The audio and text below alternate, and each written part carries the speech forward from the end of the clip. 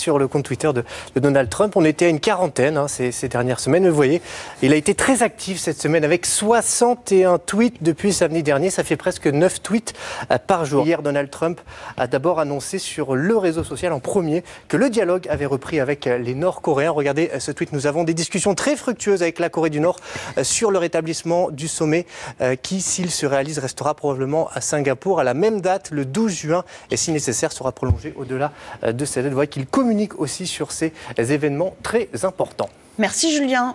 On se dit quand même, mais où trouve-t-il le temps, Philippe Carsanti, de tweeter à ce point 61 ?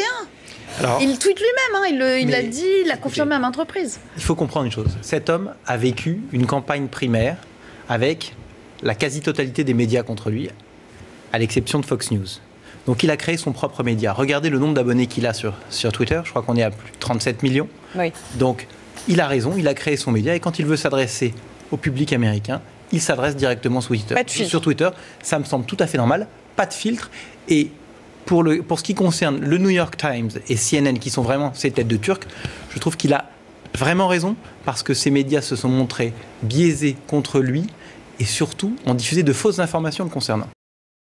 Allez sur son fil Twitter ces 24 dernières heures. Quand il annonce qu'il va probablement accepter de retourner à Singapour le 12 juin, que fait le New York Times ? Le New York Times diffuse une fausse information en disant que ça n'est plus possible techniquement.